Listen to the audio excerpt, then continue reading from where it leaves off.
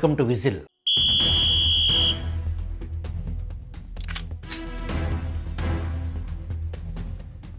కూటమి పార్టీలకు ప్రజలు బ్రహ్మరథం పట్టారు. వైఎస్ జగన్మోహన్ రెడ్డి పాలన మాకు వద్దు అని 11 సీట్లకే ప్రజలు వైసీపీని కట్టడి చేశారు. కూటమి ప్రభుత్వం కొలువుదీరిన తర్వాత కేవలం 2-3 నెలలు మాత్రమే అబద్ధాల కట్టుకథలకు ఆయన దూరంగా ఉన్న ఇది మంచి ప్రభుత్వం అని గ్రహించిన జగన్ గేరు మార్చి తన శవ రాజకీయ పరామర్శ యాత్రలో ఐపాక్ ఆర్డర్ ఇచ్చిన రప్పారప్ప ప్లక్కార్డులతో బయటకు వచ్చిన జగన్ మళ్ళీ ప్రజలను, పారిశ్రామికవేత్తలను భయపెట్టడం ప్రారంభించారు. వచ్చేది మన ప్రభుత్వమే, మనం అధికారంలోకి వచ్చిన తర్వాత ఒక్కొక్కడికి మామూలుగా ఉండదు అని నిరంతరం బెదిరిస్తూనే ఉన్నారు. బ్యూరోక్రసీ, ముఖ్యంగా పోలీస్ అధికారులను మరింత బెదిరిస్తున్నారు. సప్త సముద్రాల అవతల ఎక్కడ దాక్కున్నా పట్టుకొస్తాం అని తన పార్టీ కేడర్లో జోష్ నింపటంలో జగన్ విజయం సాధించారు. ఫలితంగా జగన్ పుట్టినరోజు సందర్భంగా పొట్టేళ్లలో నరికి జగన్ ఫ్లెక్సీలకు రక్తాభిషేకం చేశారు. రప్పారప్ప రగడపై చాలా ఆలస్యంగా కళ్ళు తెరిచిన మంచి ప్రభుత్వం పబ్లిక్ న్యూసెన్స్ క్రింద కేసు నమోదు చేసింది. ఆ కేసులో నిందితులను తాడేపల్లి ప్యాలెస్కు పిలిపించుకుని మీరు భయపడొద్దు, మీ వెనక నేనున్నాను, నేను చూసుకుంటాను అని భరోసా ఇచ్చి పంపారు. ఈ వార్త బయటకు వచ్చిన వెంటనే తిరుపతిలో నిన్న కోడిని కోసి జగన్ ఫ్లెక్సీకి రక్తాభిషేకం చేస్తూ వీడియో తీసి బ్యాక్గ్రౌండ్ మ్యూజిక్లో రక్త చరిత్ర సినిమా పాట పెట్టి సోషల్ మీడియాలో వైరల్ చేశారు. నిన్నటి వరకు గొర్రెలు, కోళ్ల తలలు నరికిన వీళ్ళు జగన్ భరోసాతో రేపు మనుషుల పీకలు కోయటానికి కూడా వెనుకాడరు. రక్తపు కూడు తిని పెరిగిన ఫ్యాక్షనిస్ట్ ఫ్యామిలీ బ్యాక్గ్రౌండ్ నుంచి ఇంతకంటే ఏం ఆశిద్దాం?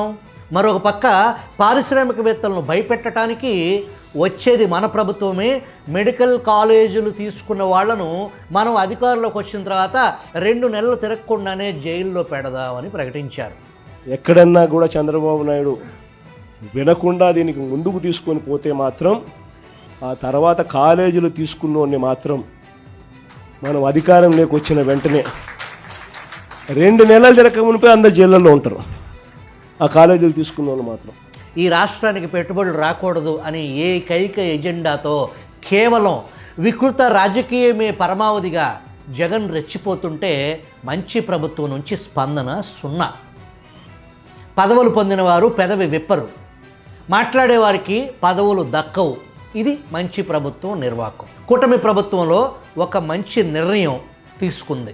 దాని గురించి తెలుసుకోబోయే ముందు ఒక సంఘటన మీతో పంచుకోవాలి.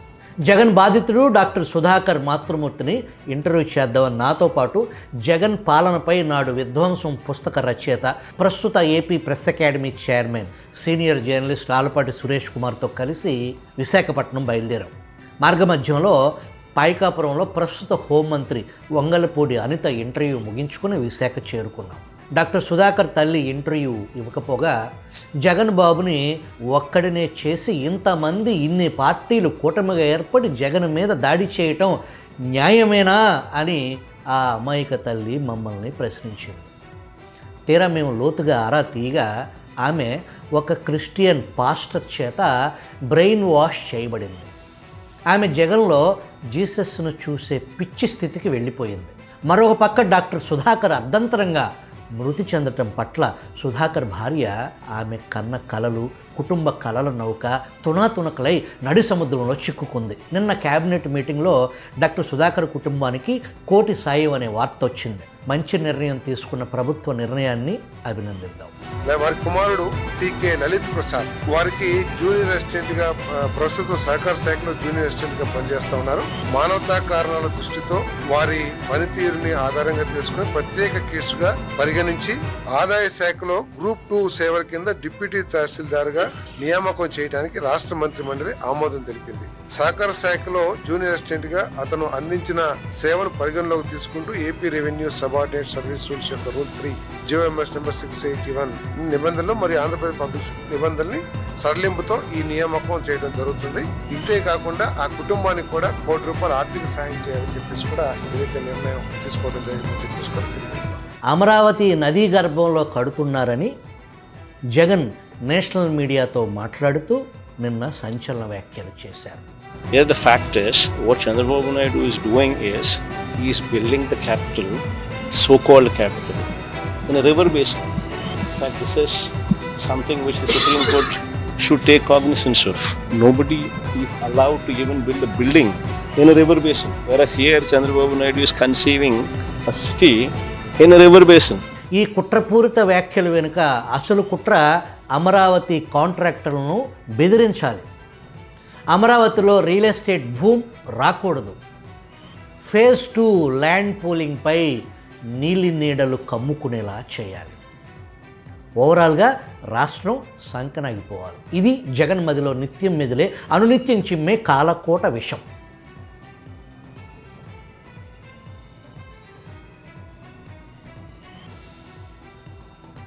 మిస్టర్ జగన్, అమరావతి కేవలం ఒక ప్రాంతం కాదు, అది తెలుగు ప్రజల చారిత్రక సంతకం. అమరావతి తెలుగు ప్రజల కథ. ఆంధ్రుల ఆత్మగౌరవానికి నిలువెత్తు సాక్ష్యం అమరావతి. కృష్ణమ్మ ఒడ్డున శతాబ్దాలుగా నాగరికత శ్వాస పీల్చిన ఈ నేల సృష్టికే చిరునామా. ఈ నేల మీద రాజ్యాలు పుట్టాయి, ఇక్కడే ధర్మం విస్తరించింది, ఇక్కడే చరిత్ర మాట్లాడింది. అమరావతి నేల నదీ గర్భం కాదు, అది తెలుగోడి చరిత్ర గర్భం.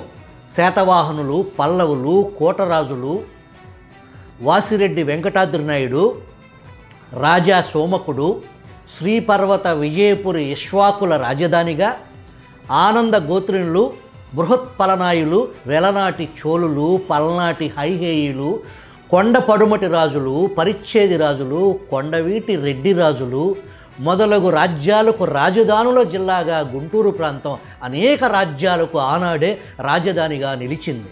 ఈ భూమి మీద రైతులు భూమిని నమ్ముకుని భూమితో జీవించారు. రాజధాని కోసం భూమి అని పిలిపిస్తే రైతులు భూములు ఇచ్చారు. అమరావతి నేల రైతుల ఆశలతో వెలిగిన భూమి. జగన్ 5 ఏళ్ల విధ్వంసం ఏలుబడిలో రైతుల కన్నీళ్లతో తడిచిన భూమి అమరావతి. ఈ నేలను తక్కువ చేసి మాట్లాడటం అంటే ఒక తరం త్యాగాన్ని అవమానించటం. జగన్ వికృత మనస్తత్వంతో ఇక్కడ ఏమీ లేదు అనటం అంటే మదవెక్కిన కళ్ళతో అసలు అక్కడ ఉన్నది ఉద్దేశపూర్వకంగా దాచిన పచ్చి అబద్ధం. చరిత్రలో కొన్ని ప్రదేశాలు నగరాలు కాదు, ఆత్మగౌరవ చిహ్నాలుగా మిగిలిపోతాయి. అమరావతి కూడా అటువంటిదే. ఆంధ్రుల భవిష్యత్తు దారిదీపం అమరావతి. నదీ గర్భంలో రాజధాని అంటూ కారుకోతలకు తెగబడ్డారు జగన్మోహన్ రెడ్డి. జగన్ వ్యాఖ్యలు ఈ రాష్ట్ర ప్రజలపై దాడిగా భావించాలి. ఆంధ్రుల ఆత్మగౌరవంపైనే జగన్ మళ్ళీ విషం చిమ్మారు. నదీ గర్భంలో రాజధాని కట్టడం లేదని ఎన్జీటీ, హైకోర్టు, నిపుణుల కమిటీలు ఇప్పటికే సుస్పష్టం చేశాయి. కోర్టుల్లో ఓడిపోయిన అబద్ధాలనే మళ్ళీ ప్రజల ముందుకు తీసుకురావటమే జగన్ ఎంచుకున్న వికృత రాజకీయం. సీఎం ఎక్కడ కూర్చుంటే అదే రాజధాని అని జగన్ అనే మూర్ఖుడి మాట. రాజధాని అంటే నువ్వు కూర్చునే వ్యక్తిగత నీ ఇష్టమైన కుర్చీ కాదు. జగన్ వ్యాఖ్యలు రాజ్యాంగానికి తీవ్ర అవమానం.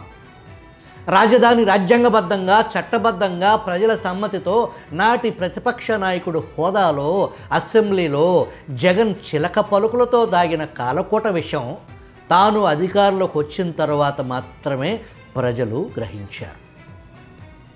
నేను ఎక్కడ కూర్చుంటే అదే రాజధాని అనటం అంటే నాటి పాలిగాడు, నేటి ఫ్యాక్షనిస్టు మనస్తత్వానికి నిదర్శనం.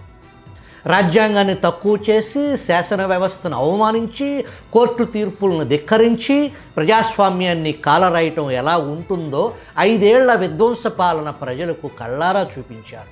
తన చెత్త పాలన వైఫల్యాన్ని అమరావతిపై నిందలుగా మళ్లించటం జగన్ రాజకీయ దివాళాకోరు పిరికితనానికి నిదర్శనం. సోకాల్డ్ రాజధాని అనటం భూములు త్యాగం చేసిన రైతుల్ని అవమానించటం, హేళన చేయటం మాత్రమే కాదు, అమరావతి రైతు రక్తంపై చేసిన అపహాస్యపు వికృత నవ్వు. రివర్ ఫ్రంట్ రాజధానుల ఎంపిక ప్రపంచవ్యాప్తంగా అత్యంత visionary urban planning model. France రాజధాని ప్యారిస్ సేన్ నది ఒడ్డునే ఉంది. బ్రిటన్ పాలనా కేంద్రం పార్లమెంటు, బహింగ్హామ్ ప్యాలెస్ అన్నీ లండన్ థేమ్స్ నది ఒడ్డునే కొలువు తీరాయి. వాషింగ్టన్ డీసీ ప్రపంచంలోనే బెస్ట్గా ప్లాన్ చేసిన రాజధానుల్లో ఒకటి పొటోమాక్ నది ఒడ్డునే నిర్మించారు. జర్మన్ పార్లమెంట్ బెర్లిన్లో నది ఒడ్డునే నిర్మించారు. థాయిలాండ్ రాజధాని బ్యాంకాక్ కూడా నది ఒడ్డునే అక్కడి రాజకీయం, వాణిజ్యం, సంస్కృతి, వినోదం అన్నీ రివర్ ఫ్రంట్ చుట్టూనే నిర్మించారు. ప్రపంచంలోనే ప్రాచీన river front capital Cairo Nile నది నడి ఒడ్డున నిర్మించారు. చైనాలో బీజింగ్, జపాన్ రాజధాని Tokyo, South Korea capital Seoul, Iran రాజధాని బాగ్దాద్ కూడా నది ఒడ్డునే ఉంది. ఇక మన దేశ రాజధాని న్యూఢిల్లీ యమునా నది ఒడ్డున, బీహార్ రాజధాని పాట్నా గంగా నది ఒడ్డున, బ్రిటిష్ రాజ్ క్యాపిటల్గా ప్రస్తుత వెస్ట్ బెంగాల్ క్యాపిటల్ కోల్కతా హుగ్లీ నది ఒడ్డునే నిర్మించారు. గుజరాత్ గాంధీనగర్ సబర్మతి నది, అస్సాం దిస్పూర్ నగరం బ్రహ్మపుత్ర ఒడ్డున, జమ్మూ కాశ్మీర్లో శ్రీనగర్ జేలం నది ఒడ్డున నిర్మించారు. ఆంధ్రుల రాజధాని అమరావతి ఏదో కొత్త ప్రయోగం కాదు, ప్రపంచం ఆమోదించిన రివర్ ఫ్రంట్ క్యాపిటల్ కాన్సెప్ట్, నదీ పరివాహకం, నాగరిక సమాజం. మరి పులివెందుల జియాలజిస్టు, ప్రముఖ భూగర్భ శాస్త్రవేత్త డాక్టర్ జగన్మోహన్ రెడ్డి గారు అమరావతిపై కారుకోతలు ఎందుకు కూస్తున్నారు? ఆయన డాక్టరు కాదు, డెవలపరు కూడా కాదు, డిస్ట్రక్షన్లో PhD from Idupulapaya estates. Jagan విషయం ఎంత చిమ్మినా, ఎంత కుట్రలు పన్నినా, ఎన్ని మాటలు మార్చినా అమరావతి నిలబడుతుంది. ఆంధ్రప్రదేశ్ ప్రజలు తల ఎత్తుకుని నిలబడతారు. జగన్ను చరిత్ర ఎన్నటికీ క్షమించదు.